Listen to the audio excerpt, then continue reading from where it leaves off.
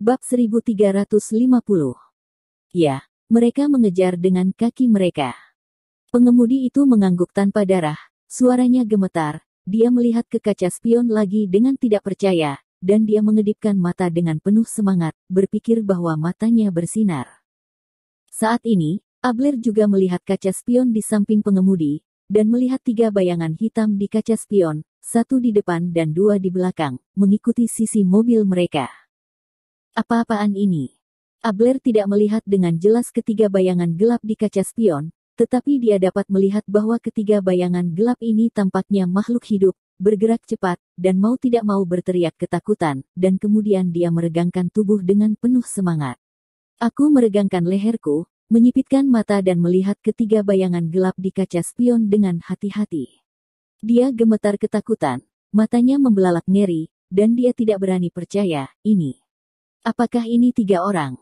Kenyataan di hadapannya sangat di luar kognisi selama beberapa dekade. Dia tidak pernah bermimpi bahwa orang bisa berlari secepat mobil. Dan, daya tahannya sama seperti mobil. Tubuhnya bergetar sesaat, menoleh untuk melihat Ani dengan wajah bersahaja, tercengang.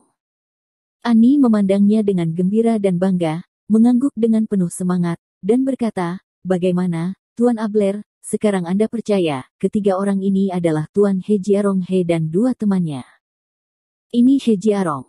Ekspresi Abel menjadi semakin ngeri, dengan keringat dingin di dahinya, dan dia melihat ke kaca spion lagi, dengan cahaya lampu jalan, dia akhirnya melihat Lin Yu yang berada di depan 3 sosok di belakangnya.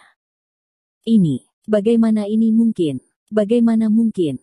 Wajah Abler berkeringat, dan pakaiannya seperti basah kuyup karena hujan. Dia langsung basah kuyup, rahangnya tidak bisa menutup karena syok, dan tangannya seperti Parkinson. Dia terus gemetar, berusaha mencari dapatkan tempat, tapi saya tidak bisa menangkapnya dimanapun. Yang lebih mengejutkannya adalah bahwa Lin Yu di belakang mobil sepertinya semakin dekat dan lebih dekat dengan mereka. Semakin dekat. Semakin dekat. Tetap bersama. Ya, bergandengan tangan.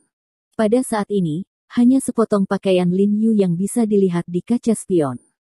Abel gemetar ketakutan, tanpa sadar mengangkat kepalanya dan melihat keluar jendela di sisi pengemudi, dan melihat bahwa dia sedang berlari di luar jendela mobil sialan. Sosok, secepat mobil mereka. Ya Tuhan, Tuhanku. Abel melihat pemandangan di luar jendela, matanya hampir menatap, ekspresinya kusam dan kusam untuk sementara waktu. Tubuhnya yang miring tidak bergerak seperti membatu, dan tampak sedikit ketakutan. Apa? Setelah melihat sosok di luar jendela, Ani sangat terkejut, dia membuka tangannya dan bersorak, dan bahkan mau tidak mau ingin berdiri, tetapi ruang mobil terlalu sempit. Kedua pengawal di sampingnya juga melihat keluar jendela dengan tercengang, dan mereka tampak tidak kalah terkejutnya dengan Abler.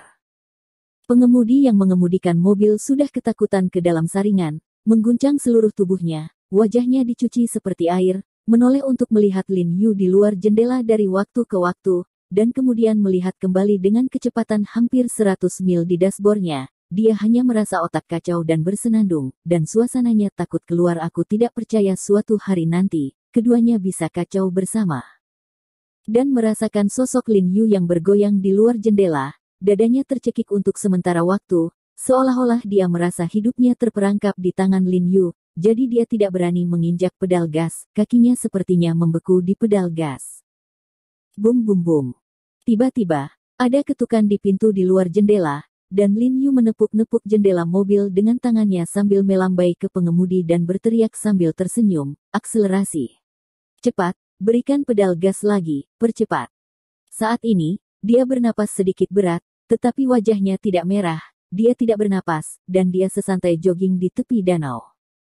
Faktanya, di masa lalu, Lin Yu tidak pernah mencoba mengejar mobil begitu cepat, meskipun dia bisa merasakan itu dalam proses pelatihan ke tubuh yang kaku, dengan bantuan banyak materi dan harta surgawi, fisik dan kemampuannya. Dibandingkan dengan yang sebelumnya, kecepatannya juga telah meningkat pesat, terutama setelah membaca Xuan Zongbu dan buku-buku kuno lainnya. Kecepatannya telah melonjak lagi, tetapi tidak pernah memiliki kesempatan untuk bermain hingga batasnya seperti hari ini. Dia tidak pernah mengejar mobil seperti ini yang melesat dengan kecepatan hampir 100 mil, jadi dalam proses pengejaran barusan, meskipun dia merasa tidak ada masalah dengan kekuatan fisiknya, dia menemukan bahwa kecepatannya mendekati kecepatan tersebut. Setelah itu, mereka menemui hambatan, dan seluruh orang selalu berhenti dengan kecepatan lebih dari 90 langkah, dan tidak dapat menerobos. Itu sebabnya dia mengikuti Abel dan mobil mereka begitu lama. Jika dia bisa mengejar dalam satu nafas, orang bodoh itu akan mengejarnya begitu lama.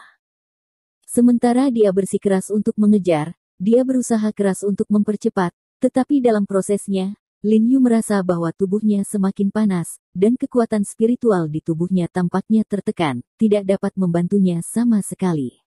Pada saat yang sama, dia merasa lebih berat dan lebih berat, seolah-olah ada semacam belenggu, atau cangkang yang berat, telah dipenjarakan padanya.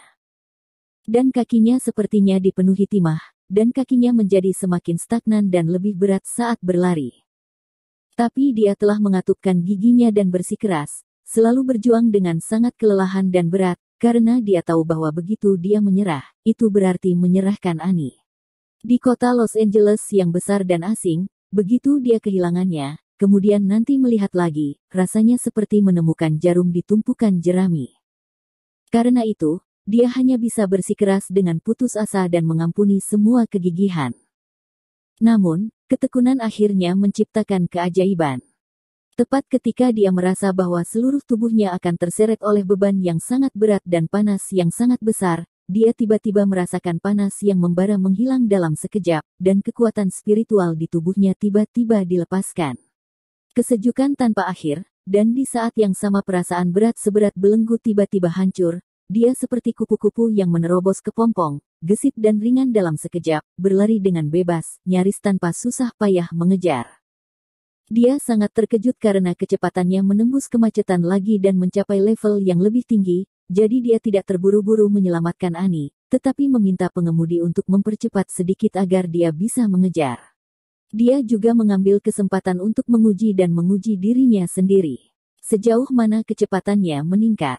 Mendengar apa yang dia katakan, supir, Abel dan yang lainnya sangat ketakutan hingga mereka terkejut, dan mereka tiba-tiba pulih. Percepat. Abel menamparkan kepala pengemudi dengan keras dan berteriak dengan marah, "Apa kamu bodoh? Jangan menginjak pedal gas, lihat ibumu."